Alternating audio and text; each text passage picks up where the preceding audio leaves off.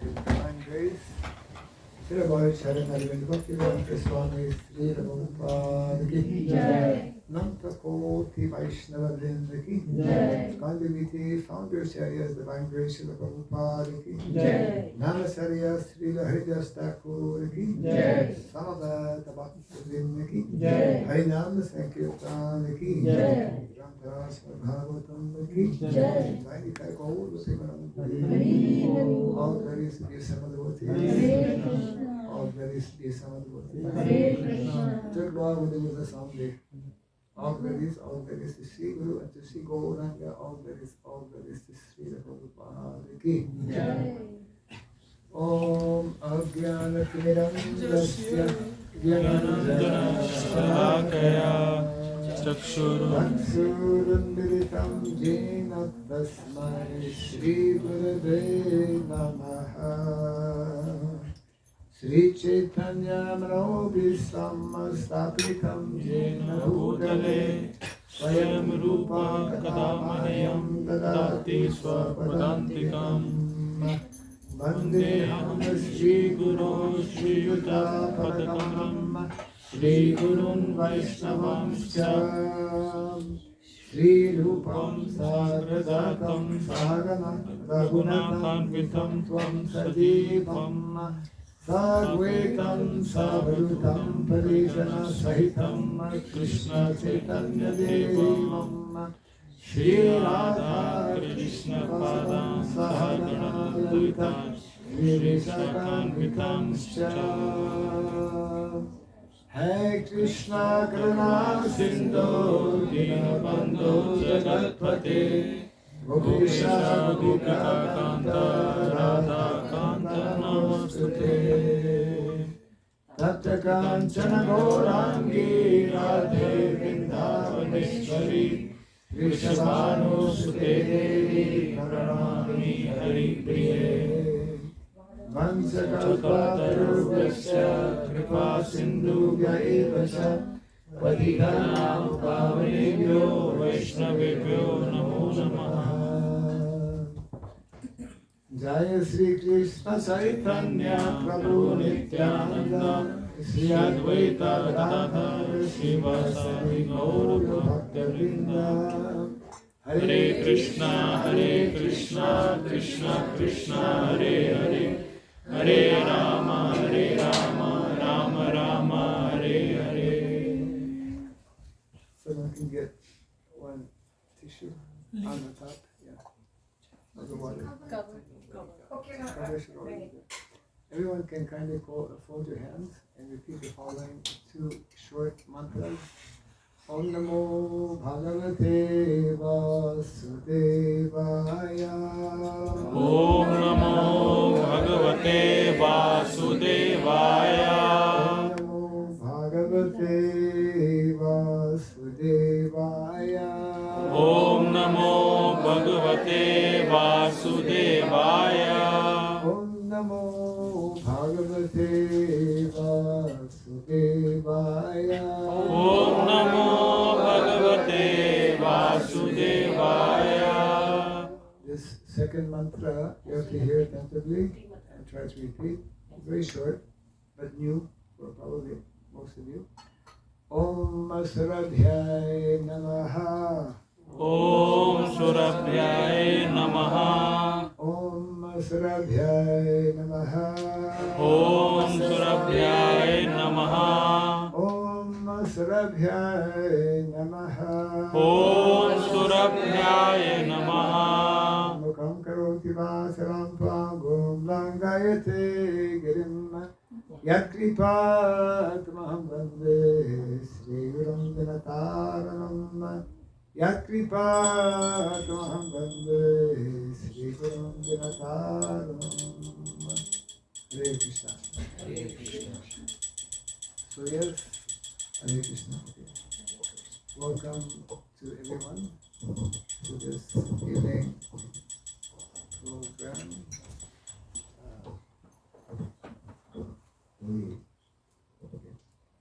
And it would be nice actually if I could know a little bit about my audience, like who's coming from where. Is everyone coming from here? No, Prabhu, no, Maharaj. So we have Prabhu coming from Rexdale, from Toronto area. Toronto. Yeah. Okay. And then we have Prabhu coming from Scarborough. Scarborough. That's And pretty then- close to Toronto also. Yeah. Mississauga. Yeah, okay. Scarborough, Mississauga, and then I believe Angus. Huh? You're from Angus, Collingwood. Angus. Yeah, Collingwood. Where's Angus? Angus is just 20 minutes west.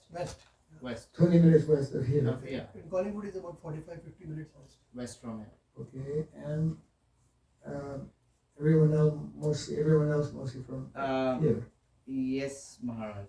We have like I think three people from Angus, one from Collingwood, two from Scarborough, one from Mississauga, Wow. Rest of from there. Why the the rest of them mixture? from Barrie. So special welcome for those who are coming from some distance. I mean, you had to travel here, whatever distance it was.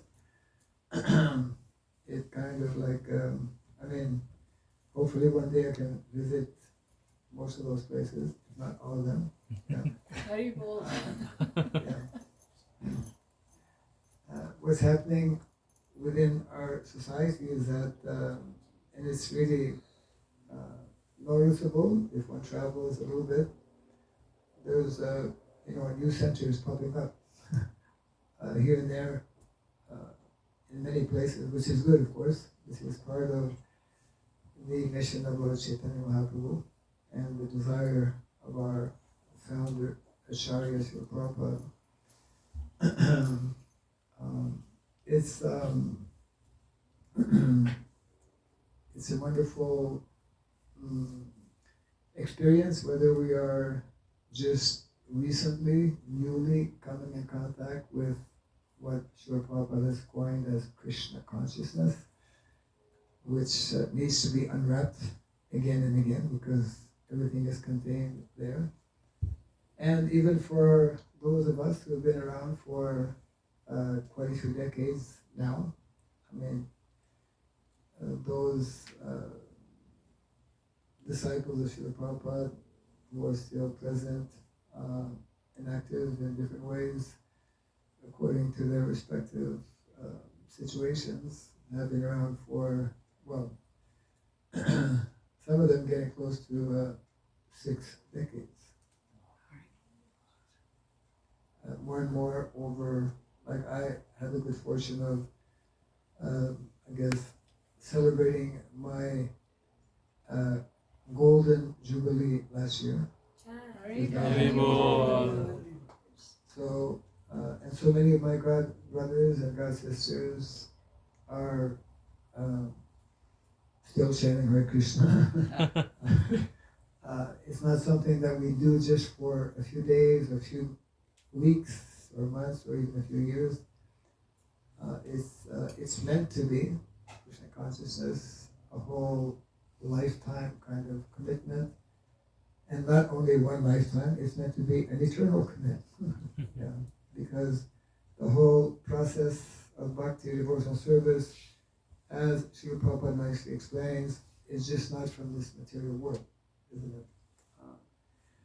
So we have that very rare and great fortune to all of us have come in contact and continue to come in contact with these teachings of Lord Krishna, teachings of Lord Chaitanya Mahaprabhu, as nicely explained and elaborated upon by our various Vaishnava acharyas. We have a whole, if we start looking at who's behind us, who came before Srila Prabhupada, who came before his Guru Maharaj, we have a quite, as they say, quite a lineup, quite a lineage of very powerful, very learned, highly advanced personalities, philosophers, scientists, theologians, etc.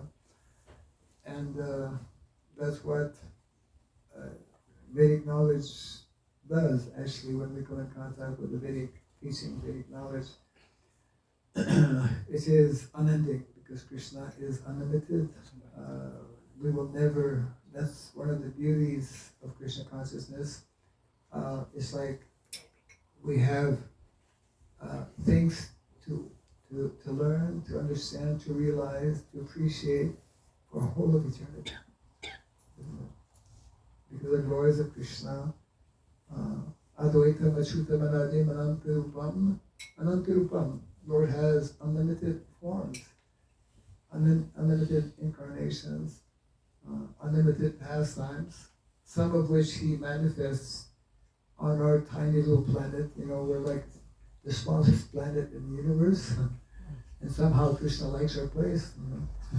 He comes to this planet. In each universe, there's hundreds and millions of unlimited universes in the material world, and that's only a fraction of what Krishna is all about in terms of his creation. So it's like an unending, ever increasing discovery of Krishna consciousness.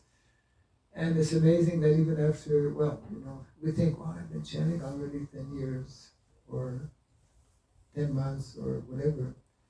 But we forget that we've been in Maya for a very long time. We've been in a disease condition. All of us who have come in the material world. I mean, there are a few exceptions, but very, very few, who come in the material world without becoming contaminated by the modes of material nature. The vast majority of us, especially in Kali Yuga is especially for those who are, as Prabhupada would say, the most rascals, the most fallen.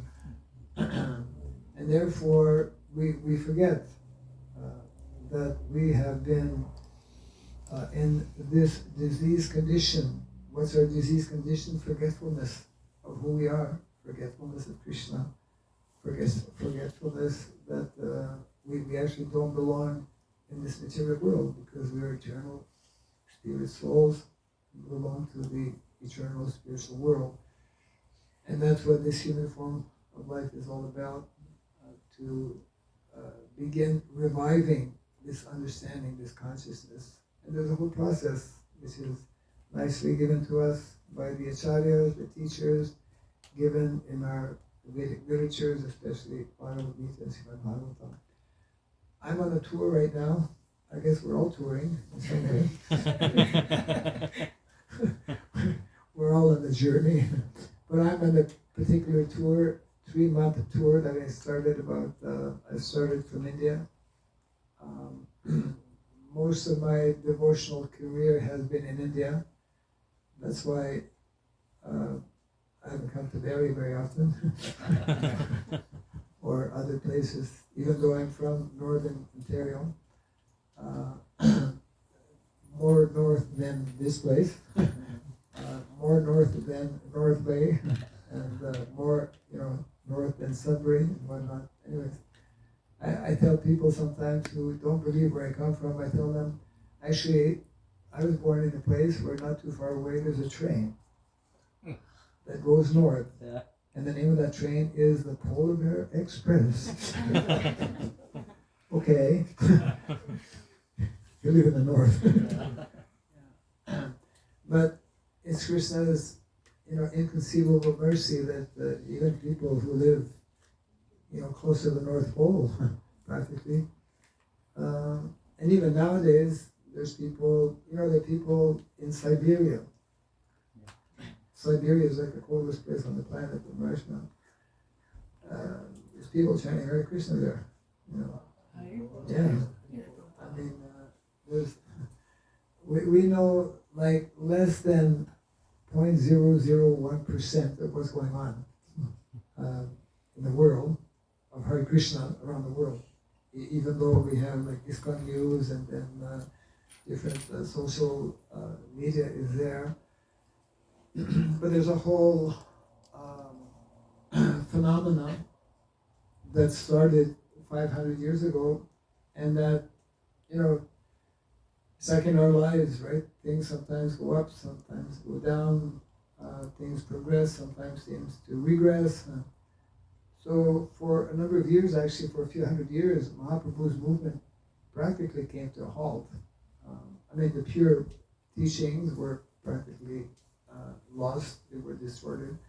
And it was only due to one great personality, Srila Bhakti Raghava Thakur, who is known as a pioneer for introducing Krishna consciousness in the Western world. And here we are, in the Western world. Otherwise, had Prabhupada not come, we would not be sitting here this evening, regardless of our color of our body. Right?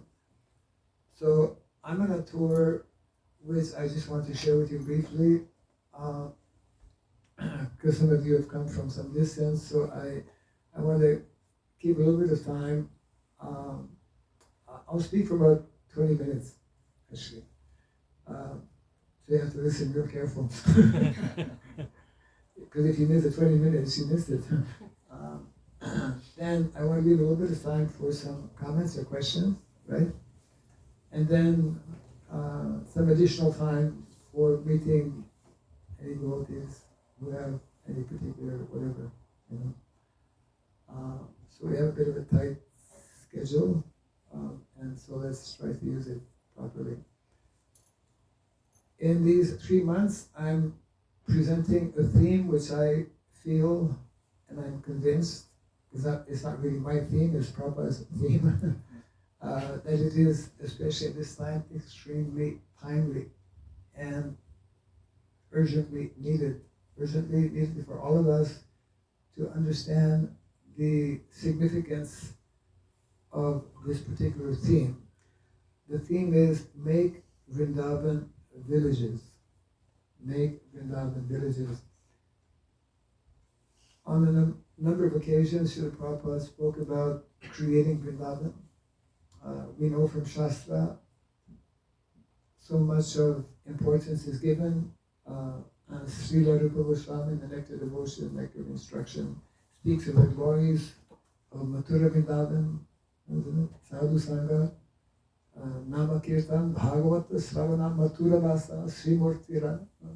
So many references are there. Obviously, we can't all move to Mathura Vrindavan. Even people in India cannot go there or stay there. So the second best thing, and there's a third best thing also, the second best is to, just like here, we are in Mathura, we are in Vrindavan, because the Lord is here, the devotees are here, the Holy Name is here. We can all make our homes like Mathura Vrindavan and develop that consciousness. And the third way is bringing us closer to the theme, make Vrindavan villages. We can also help physically to create communities where devotees live together. Because actually, and this is one of the, I would say, fundamental, essential, foundational principles in the Vedic culture. Vedic culture, and most of us have forgotten actually today, Vedic culture is primarily an agrarian-based culture. And just briefly, I want to speak about what is called the three gifts of nature. I also want to just throw at you, not throw it at you, but I want to share with you, a little softer maybe, what is called the four basic Vedic sciences that are not taught in your schools and colleges, right? And also the four movements. So these three things should hopefully give you a little bit of an idea of why I chose this theme, Make Vrindavan Villages. Let's begin with the three, what's called gifts of nature. Grandfather Vishnudev in the Mahabharata, he speaks about these three gifts of nature. Keep in mind that Grandfather Vishnudev is one of the 12 Mahajans. So we are meant to follow in the footsteps of Mahajans, great souls. So he's speaking to Yudhishthira Maharaj, this is after the Battle of Kurukshetra. Yudhishthira Maharaj is now becoming the emperor of the world.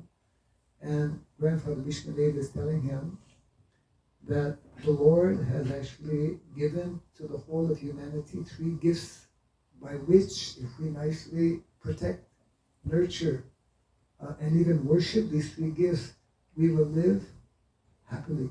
All of our needs, material needs, social needs, emotional needs, spiritual needs, everything will be met very nicely. And they may not seem immediately obvious, but you can take it with you and try to think and meditate upon it. The first of the three gifts of nature are cows. Cows in the Vedic culture is absolutely essential. We can speak a little bit more on that later if time allows. Vedic culture cannot exist without cows. Vrindavan village cannot exist. Even Krishna cannot exist without cows. Krishna cannot live without cows, isn't it? Yeah.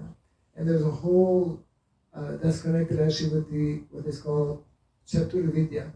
Chaturvidya means the four Vedic sciences. So the first of the three gifts of nature are cows. When we do away with cows in society will disintegrate within a short time. It will collapse. When there are no more cows in villages, this is happening now in India, all over India, in other countries, especially in India, then that means that village, someone is complaining. That means that village will not stay there for a long time. Yeah. So first, villages, cows. Second, intimately connected as well, is land. So we should look at these three gifts as mothers who actually nourish us, are meant to nourish us in so many different ways. So we speak of Mother Cow, we speak of Mother Nature, isn't it? Mother Bhumi. Mother Cow is Surabhi, that's why Om Surabhyaya Namaha is a Vedic prayer, mantra, and glorification of Mother Surabhi, who actually is the original cow in the spiritual world, from which all other cows all over the universe come from. And the third, of course, is knowledge, Mother Saraswati, the goddess of learning. So we, in the human form of life, are meant to actually cultivate and live and protect and worship and interact actually with these three gifts of nature, none of which are meant to be considered as commodities that we sell. For example, today, one of the major problems, and Prabhupada would often speak on this point, in education, we're selling knowledge. You have to pay to go to university. The professor won't teach unless he gets a salary. This is not the Vedic system. Those who are teachers, they're meant to give knowledge, but they're meant to give knowledge only to those who are deserving, not everybody. Yeah. So it's a whole, education is a whole big topic, of course, and I'll touch on it in a few minutes when I speak about Chaturvidya. So these three gifts of nature, cows, land and knowledge, they are the most abused and exploited in modern day society. And that is one of the main reasons we have such a difficult situation, chaotic situation all over the world, isn't it? We are actually destroying, I mean literally, we're destroying our land, our soil. The whole ecology is totally being destroyed under our very eyes. We're killing cows, as we know, on a daily basis in numbers that are unimaginable. And we're totally on the body platform. This is the disease of modern day society, not understanding the higher goal and the higher purpose of life. Not knowing and understanding that actually no amount of so-called wealth or opulence or whatever can actually satisfy or make us happy in the material world, because happiness is meant to be experienced on the level of the soul. We can never be satiated in material pursuits, because happiness belongs to the level of the Atma, or the Jiva, living spirit soul. And therefore, long-lasting happiness that all of us are actually hankering for is only possible in spiritual activities, in spiritual transcendental relationships. So, okay, you can read more about this in the Mahabharata. I can share reference. Actually, I have something to share with all of you. I'll take it out before I forget it. I've come with a small gift for all of you. Wow. Haribol. I mean, everyone likes to get gifts, right? Yes. Yeah. I'll tell you about that in a few minutes. Keep it in suspense. Keep suspense. So, now 4 movements. Now this is something very important. Before Srila Prabhupada came to America, I was going to say before he went to America, came to America, we are in America. And we know he started his Bhakti Raghava magazine 1944. Magazine. 44. Hey, you're supposed to give a chance to our audience. Oh. Thank you. But anyway, yeah, thank you. 1944. So in 1956, in that one particular, I think July something, Prabhupada published what is called Gita Nagari essay. How many know about Gita Nagari essay? Hare Krishna. Okay. It's in the folio. How many know about the folio? Prabhupada folio? My God. It's high time I come to Barrie. I'll tell you about that later. Okay. So it's less known by, don't feel too bad. Most of you don't know very much about this essay, Gita Nagari, and therefore they don't know about these 4 movements, which is explained there. Follow closely because this is very important. Prabhupada, being a visionary, personalities like Srila Prabhupada, they know the future, they can visualize. He already understood how the movement, Krishna consciousness movement, Mahaprabhu's movement, is meant to be introduced.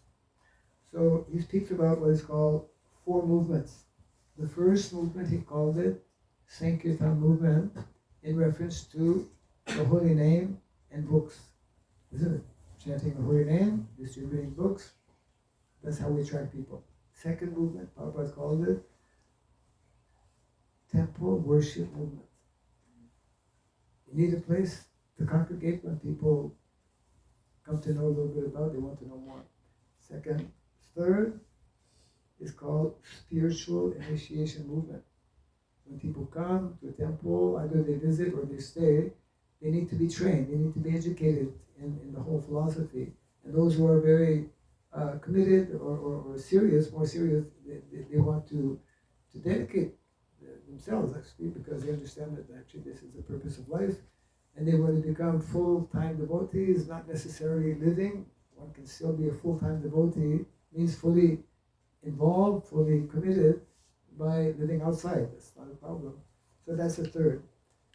First one, Sankirtan movement. Second, temple worship movement. Third, spiritual initiation movement.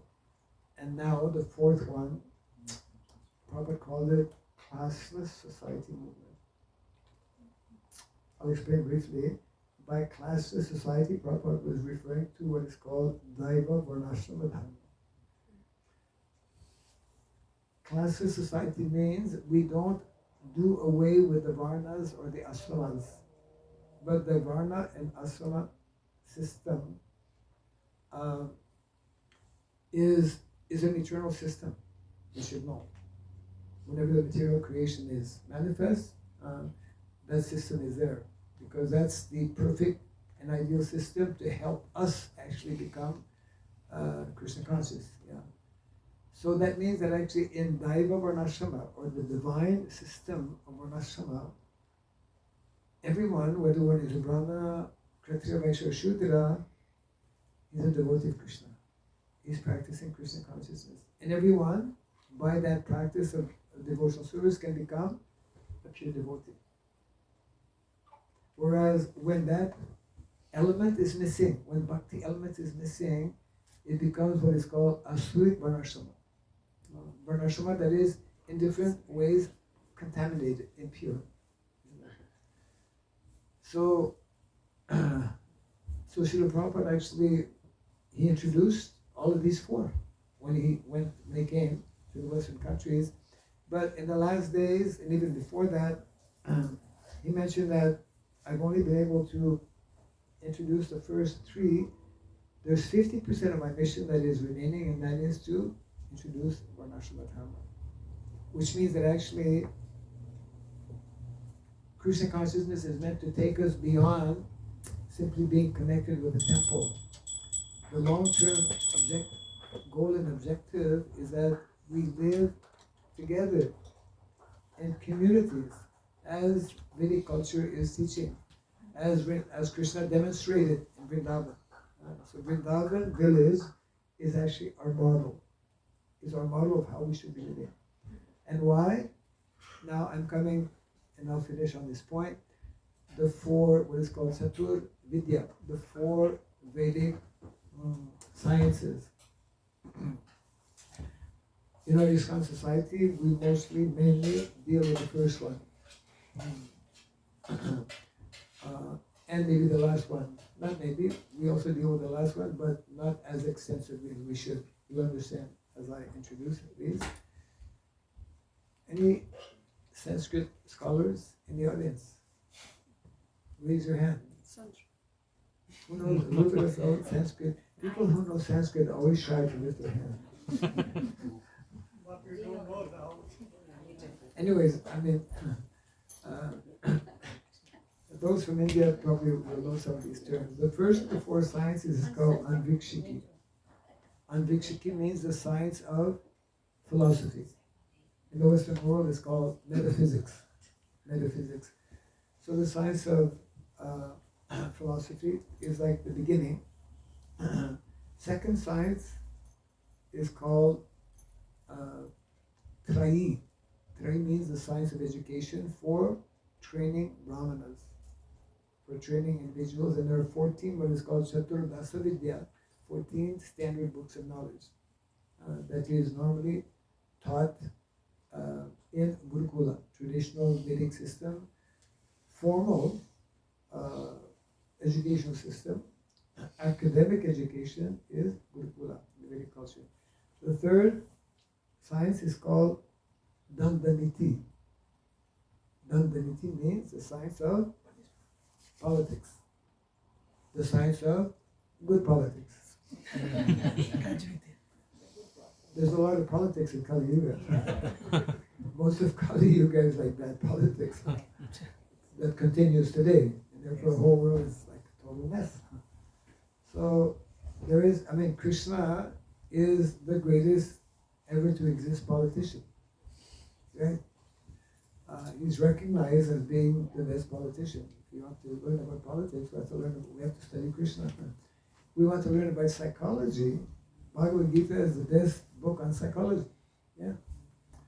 So that's the third. Dandaniti, science of politics for Kshatriyas. And the fourth is called Varta. Varta, the science of economics.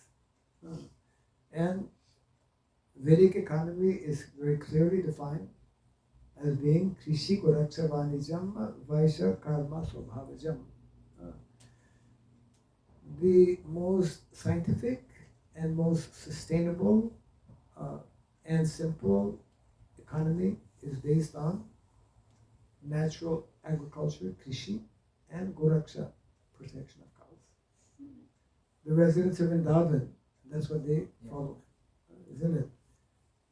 There's hundreds and thousands of cows in Vrindavan. Every day, Krishna and Balaram go out with the cows. They go out when they're like 6 or 7 years of age. When they're small, they take out the calves. It begins with the calves. Then when they're grown up, Gopastami comes around and they're promoted. So when we deviate from these norms, these are norms, the natural economy for the vast majority of people in society is meant to be in connection with cows and land. Not only in India, all over the world, actually.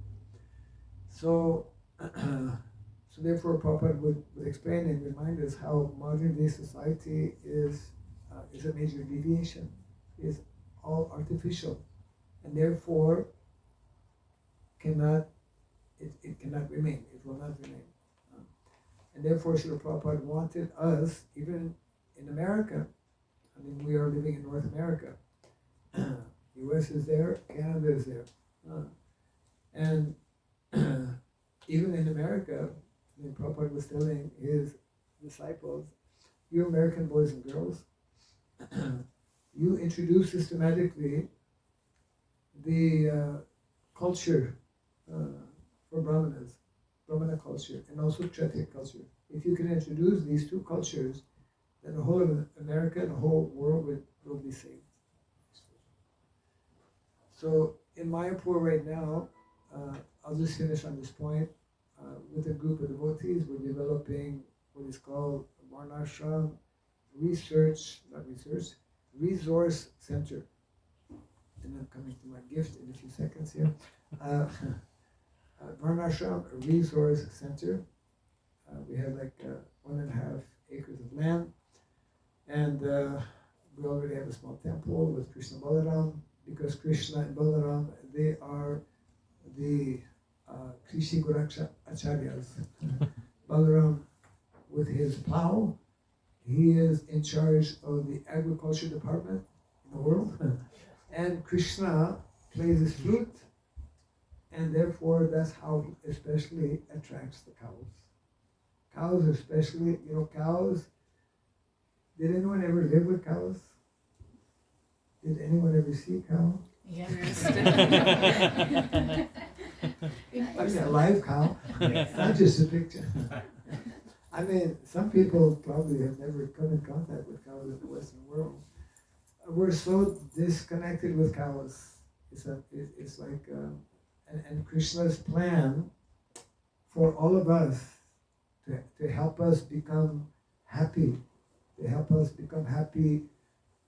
not only spiritually but also materially.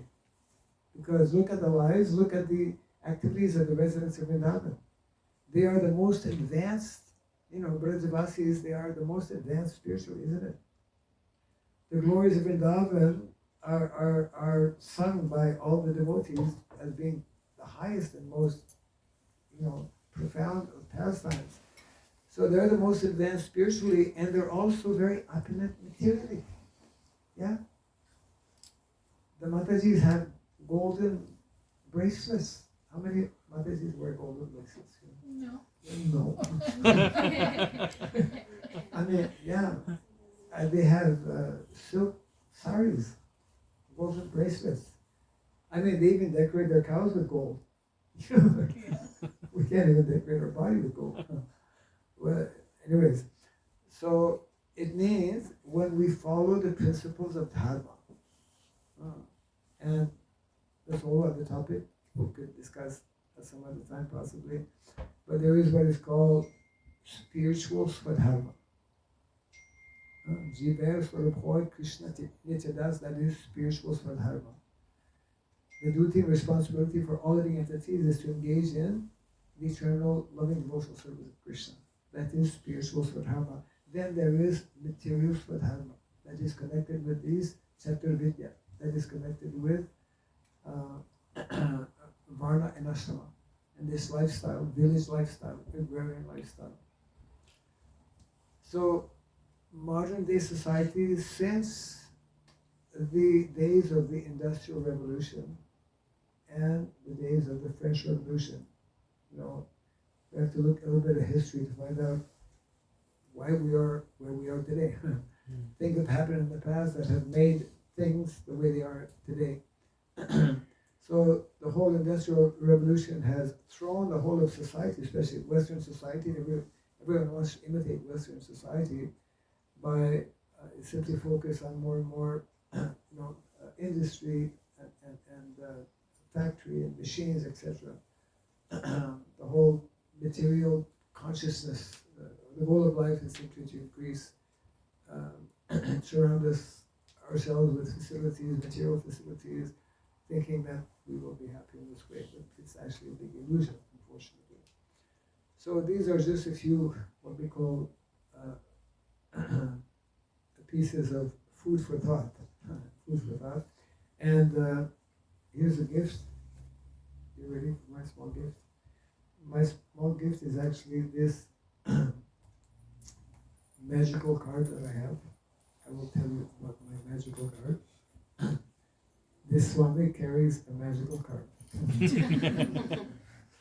And I only came to know that such magical cards exist just maybe a week or 2 weeks before I started my recent tour. And we have, it means anyone who has a cell phone that's functional, most cell phones are functional. You can download a link. There's a link that will introduce you to the different ideas and discussions and connected with the whole Varnashram, connected with the whole 50%. There's a website which has all kinds of very nice information. There's a particular book, I have a book that I can, it's in the card, book in the card, yes. There's all kinds of hidden things in this card, but I'll show you one of them. He's going to bring it right now.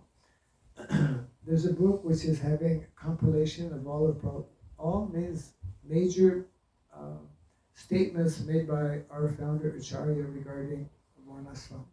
And in there Prabhupada speaks about agriculture, speaks about cows, speaks about education, speaks about economy, speaks about Matajis, women, speaks about men also. So many different aspects which we've been inviting, encouraging devotees to actually on a weekly basis form some groups, either online or live, to read half an hour, 45 minutes, so that we can become familiar. Just like, there's Prabhupada Lilamrita. If we want to know about Prabhupada, we have to hear, what he did when he went to America, etc., etc. So in a similar way, if we want to know more clearly about Varnashram, we have to hear what Prabhupada has told us. And he's told us many, many things. And here's the book. And this book is available in digital form. Yeah, there we go. Oh my God. This is for my previous tour, but I'll share only two. One for the ladies first. You can pass it around. Oh, it has a theme, and one for the men. Yeah. And this is the book here. It's called Speaking About Varnashram. Speaking about Varnashram. So this book, I'll just if you download this link, I'll show you right away. get a nice cow that you can carry around with you all the time. Wow. Yeah. You- And when you go to the website, there's many things here. There's a Facebook and YouTube, etc., like that. And when you go on the website, on the top here it says download, special downloads. And in the special downloads, this book is here, and there it is. Right? It's got like 350 pages or so. And there's other books and other different videos and whatnot. So it's like a package deal. Package deal that you are getting an opportunity to get. So we'll do that a little bit later. But right now we'll take a few minutes. Okay, so we'll get it. If there's any comments or questions, we can take some a little bit of time for that. And then Alright, like what is the first step for that establishment, like for Varnashram? first step for establishing Varnashram, read this book. Really, this book has to be heard, has to be read, has to be discussed amongst devotees. Means we have to become knowledgeable. Yes, we have to become aware of the importance of an ashram. Like 2 weeks before Prabhupada left his body in Vrindavan, he could move, he was on his bed, could hardly speak.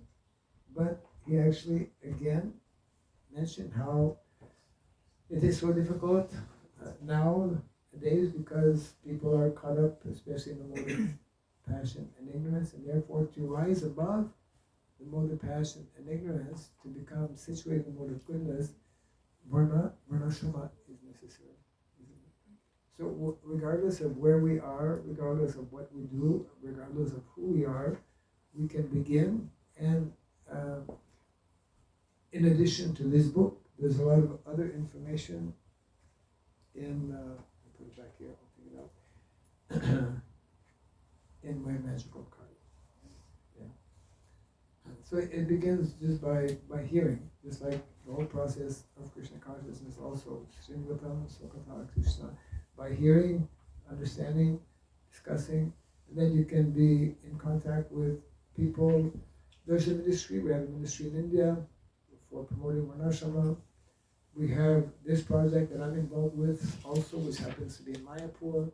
And we have different activities around the world actually. There's a lot of things that you learn actually when you connect in this way. Yeah. Yes. Maharaj, how and where did you meet the Srila Prabhupada? And can you share any sweet memories with the Prabhupada? Well, it was in 1974. I had joined the Auto Temple. I had started going to the Auto Temple in 73, summer, fall. I had spent Christmas and New Year's in the temple. Usually you go home. Well, I had gone home actually without knowing it. And I called my mother on New Year's Eve. Mom, guess what? What? I'm a Hare Krishna now. I joined Hare Krishna. Anyways, I met Prabhupada in New Vrindavan. That was, we came to know that Prabhupada was coming and that he was going to give initiations. So I was already like 6 months. In those days, 6 months was a long time. I mean, I know some devotees, some of my godbrothers who got initiated like after 6 days, That doesn't happen nowadays. But within a very short time, Prabhupada was on a mission, and whenever he could see someone was sincere, he would encourage and give them that opportunity. So that's where I first saw Srila Prabhupada, got initiated, and then afterwards Prabhupada in 75 he came to Montreal. Wherever Prabhupada would go, if it was, reachable, we would also go there. So he came to Montreal just a short time because he had to very quickly go back to India. So a few times I met Srila Prabhupada like that, and naturally in those days. I mean, you can see, you can get a little bit of the mood and the feeling by watching some of the videos or hearing some of the early memories and what those. I consider myself to have come late because, you know, Prabhupada went in 1965, you know, to America in 1966. So here, you know, I'm joining in 74. It's like, you know, the whole movement is already taken off, and you know, you got all these guys walking around with big sticks, you know, dandas, and that's what impressed me the most actually in Vrindavan. That morning, Prabhupada was coming back from his morning walk, and that was the first time I'd seen so many sannyasis. I'd seen one person, only one. Our temple in Ottawa was very small, still is very small. So Yes. we only had a handful of devotees, and it's just two sannyasis came by just for a few days like that. But that was the first time I saw like a whole bunch of dandas. And amidst all of these dandas, there was this small, I mean, American people are tall, right? Prabhupada was like in the midst of that, I could hardly see him actually. Other comments or questions? Yes, backside. Prabhuji, what is the holy place you born? Holy place that I'm born. Yes. I am not born in a holy place.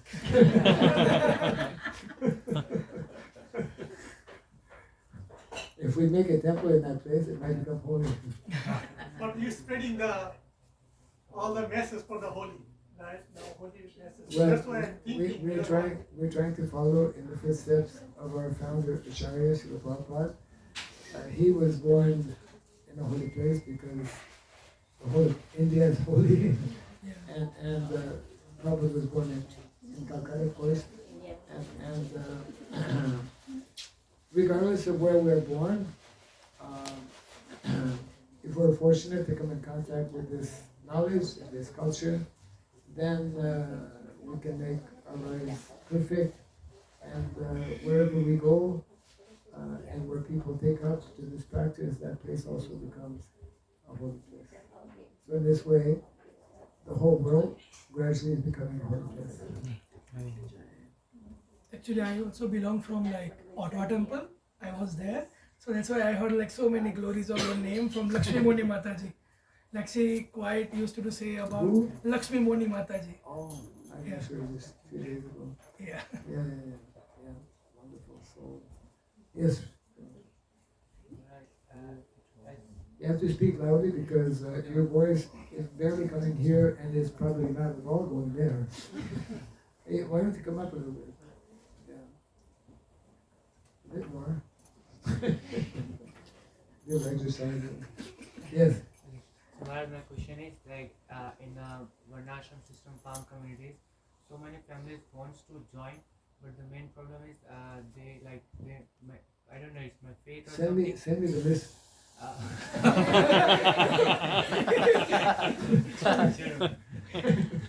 The main concern is okay, everything is fine, but what if we are in our old age, if we get a severe disease, who's gonna take care of us? Krishna.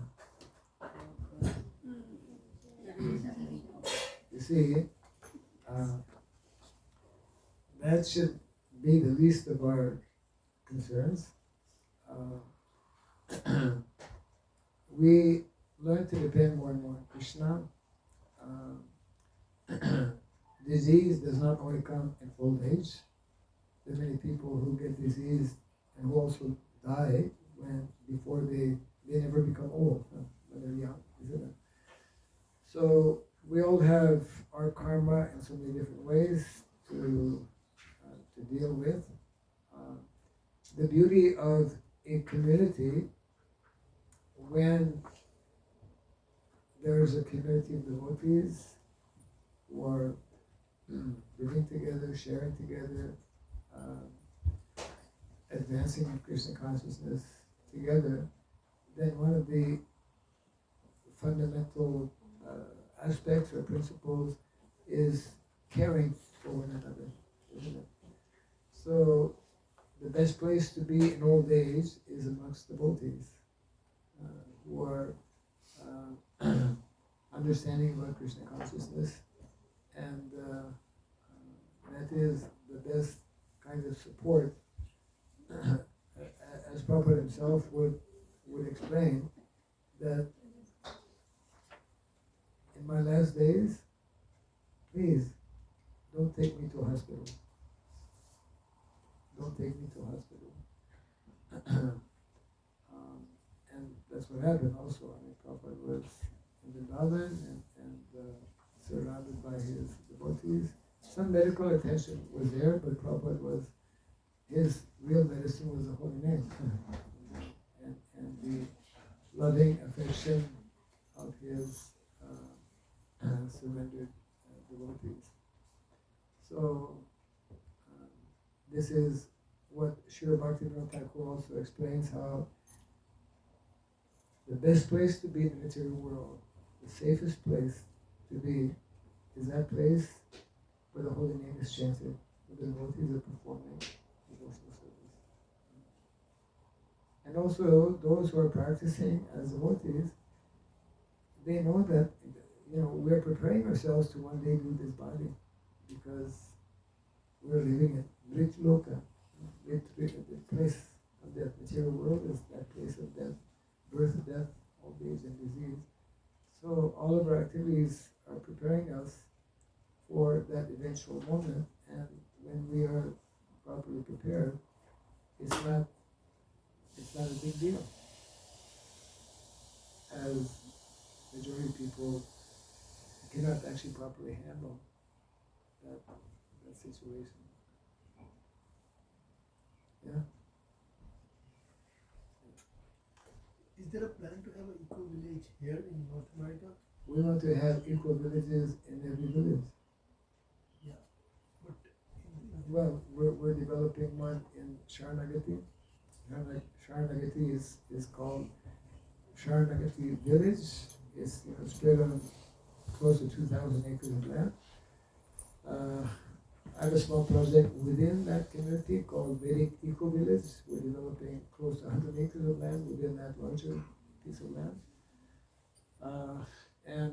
I just spent 10 days, close to 2 weeks in Quebec, the province of Quebec. So we have devotees who are working towards establishing eco villages, learning how to care for cows, learning how to, one devotee in particular, Rita Vyas, his name, he's been doing maybe close to 15 years now. Yeah, at least 10 years, I believe 15 years. He's become very expert, knowledgeable. He's got like a seed bank, and he's helping devotees in so many different ways like that. So there are it's not easy in North America, but it's not impossible also. And that's why it requires that we need to read, to understand how to do all this. We need to develop certain skills, etc. like that. At least we need to, maybe we cannot do it in this lifetime, but we need to prepare for the future generations, because that is the proper way that society is meant to be. Organized as the proper way. Like Bhagavatam is telling, Sarva Kama Dudamahi. Sarva Kama means all of our material needs or necessities we get from Mahi, from the land. We just have to learn how to do it. We've been spoiled now, because of as Prabhupada would say, misdirected society. We've learned all kinds of things that have disconnected us with cows, disconnected us with the land, and we don't know the difference between this green tree and that green tree. We don't know which one is the fruit tree, which was, we've lost. People, when they live in village, they know so automatically, one gets to learn so many things. Now we know about this and this. Maharaj, I have a question. Yes. Maharaj, in this modern age, how can we make the balance? Because the world is going towards industrialism and all machinery. Yes. Well, Prabhupada wanted us to learn to depend less and less upon a world which is misdirected, going in the wrong direction, and which is doomed to fail. Prabhupada said, modern day civilization is a doomed civilization. So therefore we need to learn, and Prabhupada spoke about this, to prepare ourselves, like we can, even a small piece of land, even in Barrie here, anywhere in the world, we can begin to grow two things. Krishna becomes, Prabhupada explains, Krishna is 100 times more pleased with the fruit or the vegetable that we offer, that we grow ourselves, the work is 100 times more valuable. So we get 100 times more, blessings from Krishna when we do like that. We have to understand what Srila Prabhupada wanted us to do. He wanted us to develop and support the development of such communities, and knowing and understanding that the whole, Ugra Karma, and we have what is called Varna Sankara, all very degraded, confused condition in the world. And the more we remain, I know it's very difficult because most of our devotees, we're caught up in all of that. But the idea is that we should know that this is a very dangerous, precarious situation, and we should learn gradually to depend less and less on this kind of civilization, which is just more and more falling apart. Yes. Krishna. How can we depend on Krishna? How can we How depend? can we completely surrender to him? How can we depend on Krishna? Is it? Yes. We have to. It's a learning process. Unless we, it's like, how can you depend on a friend? Well, he has to be a friend. You have to know. You have to become convinced that he's a friend, isn't it? The more we establish a friendly relationship with somebody, then we can depend on that person. So the same thing. Krishna is a person. Krishna is the original supreme personality, and he is by nature our well-wisher, Suridam Sarvadehinam. So the more we know about Krishna, then more easily, more naturally, we will want to depend on him. So we should not do things blindly. We should do them based on knowledge, understanding, conviction, and we can do that by hearing and studying. By chanting is also very important, because then our consciousness becomes more purified, and then we can more easily understand. Yeah. Yes. Hare Krishna. How do we stay consistent in Krishna consciousness? How do we Stay consistent. How do we take? Stay consistent. Stay Consistent. consistent. Oh.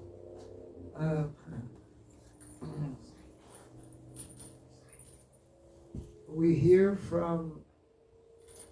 regularly hear from authorities, means these literatures. Prabhupada gave us 4 main books of knowledge: Bhagavad Gita, Nectar Devotion, Srimad Bhagavatam, and Chaitanya Charitamrita. Association of devotees is extremely crucial.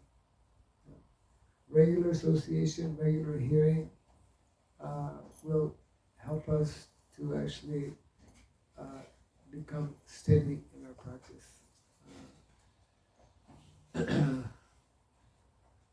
Because we've been disconnected for a very long time, so initially it's not, and we all have our individual history, and in general it just takes some time. But the more we follow what is recommended in terms of regular association, regular hearing, taking up the practice, important to take, for example, prasadam. It's around that time, by the way, also. And it just came up like that.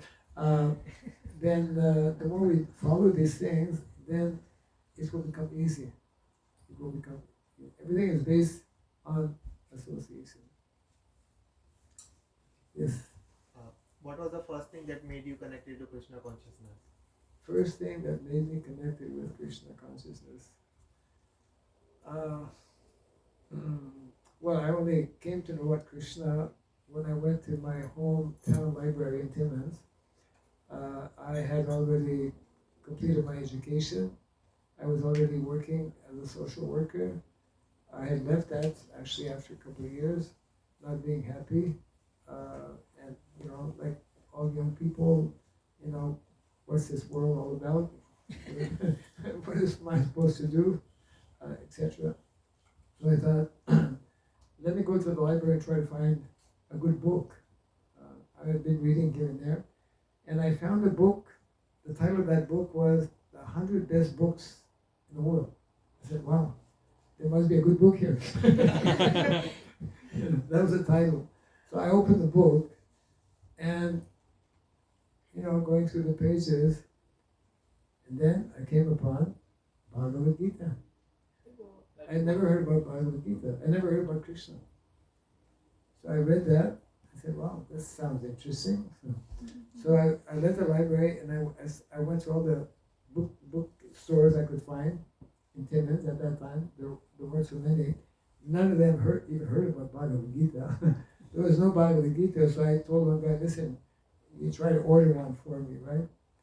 I knew nothing about ISKCON, nothing, that was maybe 71, 72, something. And then, so my Bhagavad Gita finally arrived. It was a Penguin edition, small Bhagavad Gita. And so I read it. It was interesting, but nothing more happened. But I was in that kind of mood and mentality. And one day I made a list. Okay, I made a list of the different groups that I should visit to find out what's happening. TM was quite popular at that time, Transcendental Meditation, and then Divine Society, Divine Life, whatever. And I think I had about 6 or 7 on my list. And Hare Krishna were the last. Were the last on my list. So I went to Toronto. I traveled a little bit before, but I went to Toronto. I started visiting different places. And then eventually I came in contact with devotees. I was in Ottawa walking one day, and that was in 73. I'd seen devotees before, but I thought these guys are, a little too far out, wearing tilak, and, it's unusual. In those days, it was like a phenomenon. Anyways, this devotee was coming, and I couldn't avoid him. He was carrying Prabhupada's Bhagavad Gita. He presented it to me. He says, you know what Bhagavad Gita? I said, yeah, of course I know about it. Because I received my Penguin edition. I was really proud. So anyway, he said, take this Bhagavad Gita. He gave me his card. He didn't have a magical card like I have, but he gave me his visiting card. He says, come to the Sunday feast. So that's when the temple was on Bessemer Street, just beside Rideau. So that was in late summer. I was taking a few courses at the university. One of them was in parapsychology, and one was in statistics. I hated statistics, and because I wanted to do my master's in social work. But when I went to the temple and heard the first lecture and the philosophy, and probably what did it were the jalebis at the feast. Yeah, that was my first experience of devotees and the philosophy. And that's where I came to know that, my God, besides Bhagavad Gita, there's something called Srimad Bhagavatam. I never knew about Bhagavatam. And I said, my God, Bhagavad Gita is like, 700 verses. It's a big book, but now this guy's telling me there's a book that has 18,000 verses. Okay, I'll check that out, right? So anyways, and so that's okay. Maharaj, we have some newcomers today, like very first time. How would you conclude what is Krishna consciousness? What are we talking about? We are using big words like Varnashram Dharma. Just give them jalebis. Something, yeah. We'll talk later. Prasadam is very powerful. No, it's just this is the most ancient culture and knowledge. Bhagavad Gita is not a book of India. It's a book of knowledge. It's a universal book of knowledge. If you really want to know what is knowledge, what is material knowledge, what is spiritual knowledge, if you really want to know about life, etc., then these are the type of books to read.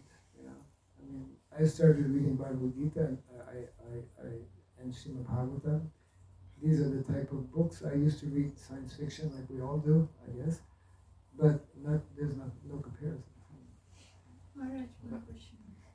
I have to ask our host. No, I just add something. But we have quite a few Bhagavad Gitas and Bhagavatam set at exceptional rates for sale tonight. He's a book to see. You got a big man out there full of books. By the way, we have. So you can approach me. French and English, right? Yeah. Okay, he's a bilingual guy. Maharaj, can you share? Okay. Go ahead. Can you share a moment when you felt something divine around you, or maybe a question, Something magical.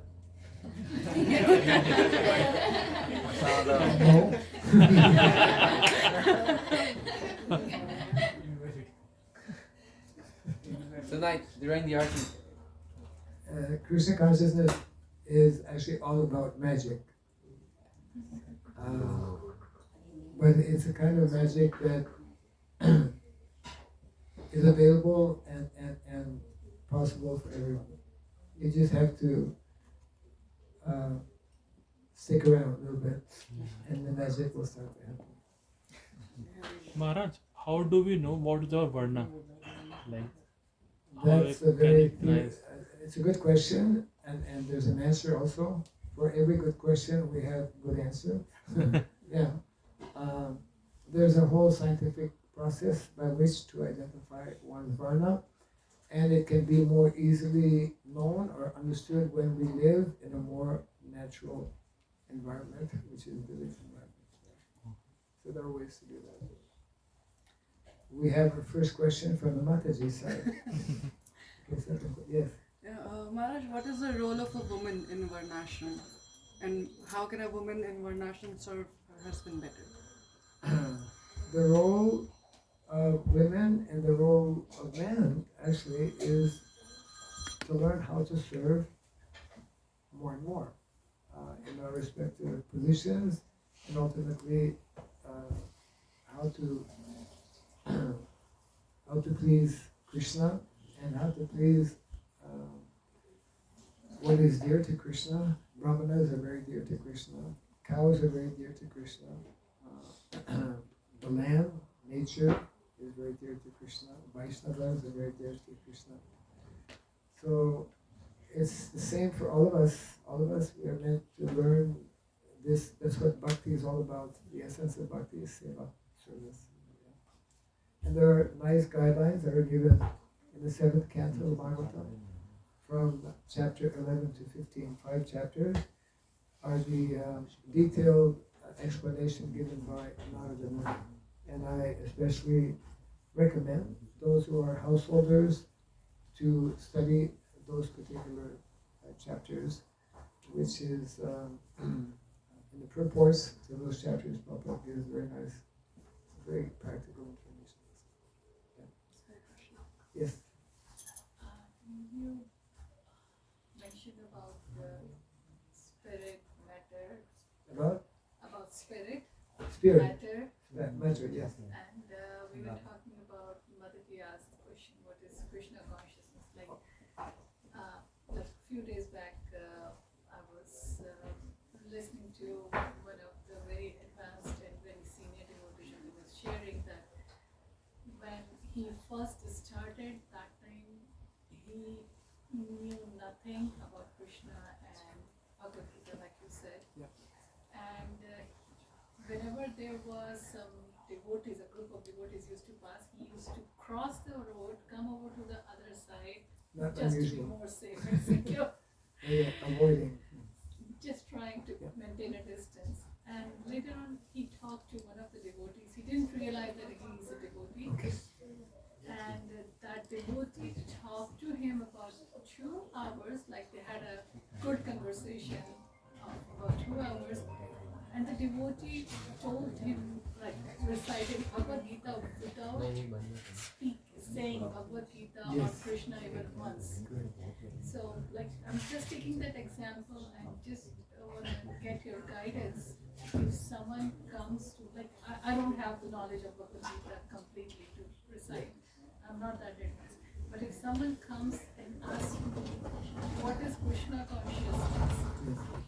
And usually nowadays when people are writing texts, a few broken sentences in text and reels that are not more than 1 minute or 2 minutes long, the communications are not that long. So how do I keep it short and precise, even after talking so long?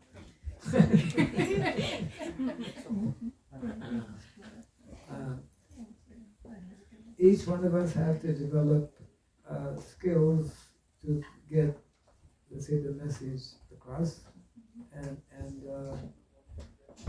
yeah, that's nowadays they call them either reels or shorts, I think, where you just very, within 60 seconds or something, you try to get a message across. So there are many aspects, many angles that can be covered in Krishna consciousness, and even without mentioning the name Krishna or Bhagavad Gita, as you were mentioning, this particular devotee was conveying the knowledge of the Bhagavad Gita without necessarily referring to that. So that comes by practice, and it's very much kind of something individual to each person. You just begin on a small, make some experiments in presenting that, and gradually you'll become better at it. Most important thing, Prabhupada actually said how he was giving the example of the daughter of Saraswati, Malati, the first couples who went to London. So he was telling, one doesn't have to be, a big philosopher to preach. And he gave the example. So the small girl was only 4 or 5 years old, 4 or 5 years of age, and he said, just see, when she sees somebody, she goes up to him and she asks him. Well, she was using the word Krishna. You know who's Krishna? Krishna is the Supreme Personality of God. I mean, different ways. We don't need to be. If we are, most important quality Prabhupada emphasized again and again was, if we are simply sincere in wanting to do something good, something to help people actually understand, then Krishna will help us how we can do that. Thank you, Maharaj. Maharaj, what is Varnashram? One ashram dharma? What is that? What is the one? Is it like? There's only 50% of Prabhupada's mission. How can I summarize it in 1 minute? 50% of it. Varnashram is a lifestyle. Varnashram is a particular designated, God created, Krishna created actually the system of Varnashram, connected with the modes of material nature. And Srila Bhakti Thakur, who is one of our foremost acharyas, he mentions how Varnashram is that social system for the Vaishnavas in their conditioned state. As long as we have any tinge or connection with the modes of material nature, of course most people don't know what the modes of material nature are, but we're all influenced at different levels by these 3 modes, either mode of goodness, passion, or ignorance. That's all nicely explained in the Bhagavad Gita. So as long as we have even one little connection or some influence, then we should serve and work within Varnashram. So Varnashrama, this book we just showed, Prabhupada, that book there will give you a good understanding of what is Varnashrama, and it's something that all of us we should learn about, and gradually Krishna can help us, okay, in our particular situation, where we are and what work we're doing, etc. Krishna will help us to a lot of practical information is also in this link. Is there any dharma that we need to perform related to one ashram? Any Is there any dharma that we need to perform related to one ashram? dharma? Any dharma, yeah. Well, Varnashrama is itself dharma. Yeah. Varnashrama dharma. We speak about Varnashrama dharma. It is dharma was mentioning. Dharma is what is natural and original to all of us, both on the spiritual level in terms of devotion to Krishna, and also on the material level in terms of how to interact with material nature, how to live in society, what kind of education is more ideal, all of which is meant to help us become more advanced spiritually. It's very nice to see an audience that has many questions, but at the same time, anyway, yeah, last question maybe. This is a very selfish question, Maharaj, please pardon me. Yes. Are you giving shelter on your tour? Are you giving shelter to people who are seeking your shelter on this tour? Because we are seeking right now. Shelter is always available for those who are sincere devotees. Yes. My husband and I are seeking your shelter. So that's why we were asking. Did you consult with him? Actually, he got me here today because he has been seeking your shelter. So that's why. What's your name? Shreyansh. Somebody told me. Yes, to Krishna Prabhu. Oh, Yes. okay. Yeah. Okay. Yeah, Yeah, one devotee in India told me there's one guy, I mean, he didn't say one guy. So there's one person who's going to come and see you, and he's been chanting for some time, and wants to talk to you. So I didn't know that he was sitting right in front of me, and that his better half is also here. Okay, that's fine. So I'm going to hand this over. This card actually is like, if you have what is called NFC, which is like everyone has it on their phone, but sometimes it's activated, sometimes not. If it is activated just by touching on your phone, it'll come up, and then this whole, what will come. If it's not activated, it's not a problem. You can just scan this thing here, and you'll get it. And once you get it, I can show you how to access to this. What is it? This book, right? Anyways, first it's probably better we can just. I'll give this. No, because you want to get a few books. Huh? My sister. So he's going to get a few books, and meantime, wait a second.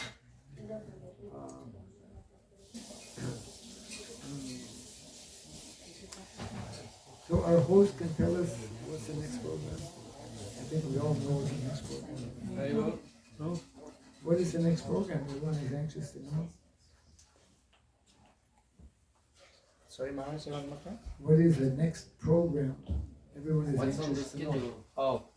The next program is, schedule. It's like getting late and some people, that's 9 o'clock. Maharaj, I think few devotees want to just have a personal association. Yeah. In the meantime, we're gonna serve the prasad. Right. And then I can bring milk and Yes. for right here.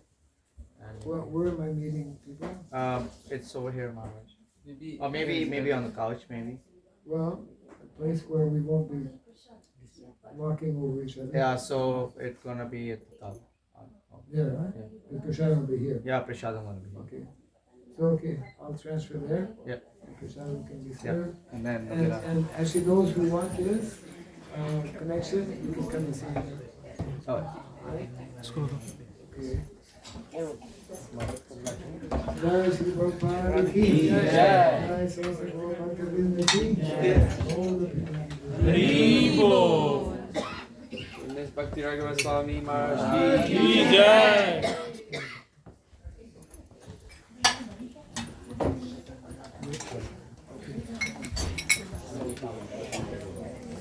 I just turned it off. Sorry. I just turned it off. Anybody having a birthday? Birthday? Anyone having a birthday today? No, I don't think they wish that. Yesterday? Yeah, this one devotee, but he didn't show up. Go from there. Can turn off. They have to be 20.